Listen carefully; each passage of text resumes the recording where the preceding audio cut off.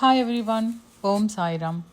ఈరోజు మనము సాయి సచరిత్రలోని 11వ అధ్యాయంలోని నిర్గుణ బ్రహ్మం గురించి తెలుసుకుందాము. హిందూ తత్వశాస్త్రంలో ముఖ్యంగా ఉపనిషత్తులు మరియు ఆదిశంకరాచార్యులు సూచించిన అద్వైత వేదాంతంలో నిర్గుణ బ్రహ్మము అనేది అత్యున్నతమైన, సంపూర్ణమైన మరియు అంతిమ సత్యము. దీనికి అనంతుడు, శాశ్వతుడు, సర్వేశ్వరుడు అని చాలా పేర్లు ఉన్నాయి. దీని గురించి వివరంగా అర్థం చేసుకోవడానికి ట్రై చేద్దాం.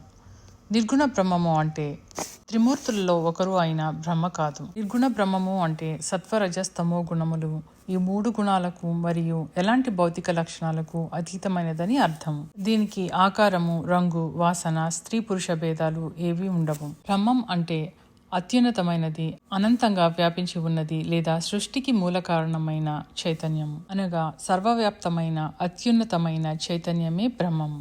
నిర్గుణ బ్రహ్మము అర్థం అవదు, కానీ అనుభూతి చెందిన తర్వాత ఆ స్థితిని అనుభవించామని గుర్తించగలం. దీనిని కళ్ళతో చూడలేము, చేతితో తాకలేము, మనసుతో ఊహించలేము. ఇది భౌతిక ఇంద్రియాలకు, కళ్ళు, చెవులు మొదలైన వాటికి చిక్కనిది, రూపరహితము మరియు అవ్యక్తం అవదు. దీనికి గతం, వర్తమానం, భవిష్యత్తు అనే కాల పరిమితులు లేవు. పుట్టుక, మరణము, మార్పు అనేవి బ్రహ్మానికి ఉండవు. దేశ కాలాలకు అతీతంగా ఉంటుంది. దీనికి ఒక నిర్దిష్టమైన స్థానం లేదు. ఇది సర్వాంతర్యామి, అంతా వ్యాపించి ఉన్నది. సర్వజ్ఞత్వం అంటే అంతా తెలిసినవాడు. సర్వశక్తిమంతుడు అంటే సృష్టి, స్థితి, లయలను చేయగల సమర్థుడు. శాశ్వతుడు అంటే ఆది అంతము, పుట్టుక మరణం లేనివాడు. దివ్య మంగళ స్వరూపుడు, సాక్షిగా మాత్రమే ఉంటాడు.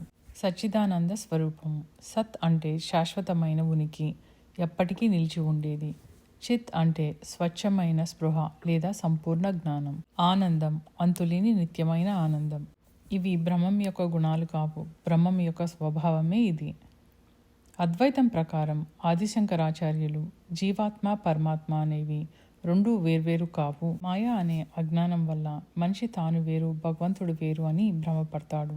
మాయ తొలగిపోతే జీవాత్మ, ఆ పరమాత్మ ఒకటే అని తెలుస్తుందని వివరించారు. సృష్టిలో రెండో వస్తువు అనేది లేదు.